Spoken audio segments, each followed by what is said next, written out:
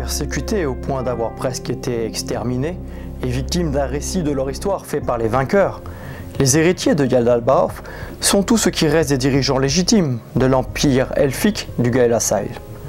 Ces elfes ont adopté le surnom d'Esprit Sombre que leurs ennemis, les elfes rayonnants, utilisaient de manière très péjorative. Mais les héritiers sont avant tout des survivants. Ils sont en fuite depuis plus de 1000 ans, attendant l'occasion de se révéler à ce monde et de reprendre ce qui leur revient de droit. Les progéniteurs sont des sorciers d'une grande habileté et les chefs des héritiers. Certains d'entre eux atteignent une telle maîtrise des arts magiques qu'il n'est pas étonnant qu'ils se considèrent comme des dieux marchants parmi les mortels. Grâce à leur maîtrise des arcanes, ils peuvent créer des monstres, plier le brouillard à leur volonté et briser la barrière entre la vie et la mort. Ils rassemblent autour d'eux un petit groupe hétérogène qu'on appelle une famille. Ces familles sont composées de mécontents, en quête d'un sens à leur vie, de morts qui remarchent et d'êtres infernaux sortis du brouillard qui s'est répandu dans le monde. Ils vivent cachés et loin les uns des autres, afin que le meurtre ou la capture d'un d'entre eux ne mette pas en péril le grand plan de Yadalbaoth.